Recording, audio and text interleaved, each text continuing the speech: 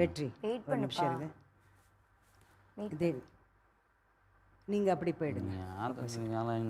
அவர் எடுத்துட்டு போங்க. ஏந்திரு தேவி. சொல்றாங்க. வெற்றி அங்கே போங்க. அதாவது மற்ற எபிசோடு மாதிரி தொடுங்க சத்தியம் பண்ணுங்க இதெல்லாம் சொல்ல போகிறதில்ல. சரி 2 நிமிஷம் நீங்கள் பேசுங்க. 2 பேரும் பேசுங்க. அதுக்கான டைம். பேசுறது ஒன்றும் இல்லை மேம். இவங்க பேசுகிற மாதிரியே தெரியல மேம். இல்லை அவங்கக்கிட்ட நீங்கள் தான் பேசணும். உங்களுக்கு 2 நிமிஷம் டைம் தரேன். நீங்கள் பேசுங்க, என்ன வேணால் பண்ணுங்கள். நாங்கள் இங்கே உட்காந்துருக்கோம். நான் சொல்கிறேன், எனக்கு என் பிள்ளைங்க மட்டும் தான். நான் பிள்ளைங்க நான் பார்த்துக்கிறேன். நான் சத்தியமாக குடிக்க இது மாட்டேன். வரைக்கும் நீ பார்த்துட்டு குடிக்க மாட்டேன். இனிமேட்டு குடிக்க மாட்டேன். குழந்தைங்கள நீ இருக்கிறேன். பார்த்து நானும் பார்த்து தான் இருக்கேன். இனிமேட்டு நான் குடிக்கல, எதுவும் தப்பு பண்ணல. குழந்தைய பார்த்துக்கிறேன். பத்திரமா அதுதான் சொல்றேன். பார்த்துக்கிறேன்னு சொல்கிறேன்ல. இவ்வளோ நாளும் நீ பார்த்தது நான் பார்த்து தான் இருக்கேன்.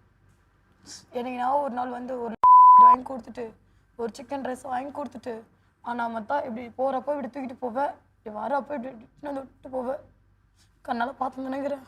இப்போ என்ன சொல்கிற ஒரே முடிவா? சரி நான் தேவையில்லை, விடு. நான் தேவையில்லை தான்.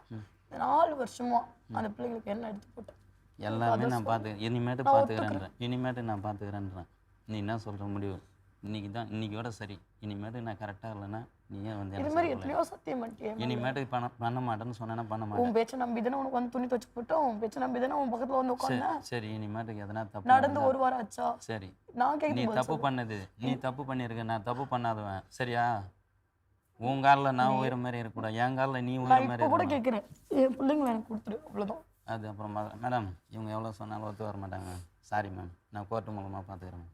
சிவா, நீங்கள் என்ன நினைக்கிறீங்க? சிவா பிடிவாதம் பிடிக்காத பிள்ளைங்களை உண்மையாலுமே அவன் கோர்ட்டுக்கெல்லாம் போனானா, ஏன்னா அது குழந்தைங்க வந்து இன்னைக்கு அப்பான்ற தயவுசெய்து அந்த 2 டைம் ஃபோட்டோவில் பார்த்துட்டேன். வாட்ஸ்அப்புக்கு அனுப்ப சொல்லுங்க மேம். புரிஞ்சுக்கோ, அவன் இதுக்கப்புறம் குடிக்க மாட்டேன்னு சொல்லிட்டான்.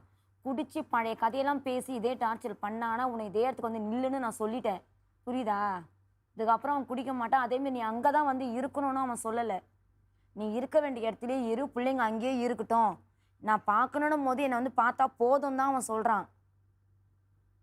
புரிஞ்சுக்கோடா, எவனுமே இந்த மாதிரி ஏற்றுக்க மாட்டேன். புரிஞ்சுக்கோ, பிள்ளைங்களுக்காக யோசி. நீ வாழ்ந்து முடிச்சிட்ட. அந்த பிள்ளைங்க இதுக்கப்புறம் தான் அதுங்க விளையாடுற குழந்தைங்க. அதுங்க இன்னும் கருத்து இது எதுவுமே தெரியாது, நல்லது கெட்டது எதுவுமே தெரியாது.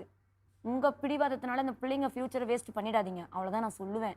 இதே நான் உன்னை பெத்தவளாக இருந்தா, இல்லை நான் உன்னை கூட பிறந்தவளாக இருந்தா, நான் அடிக்க எனக்கு உரிமை இருக்கு. நீ இப்போ கூட அடி, நான் வேணான்னு சொல்ல. இந்த 4 வருஷமா அது விட்டுருமா, அது முடிஞ்சு விட்டுன்றல்ல.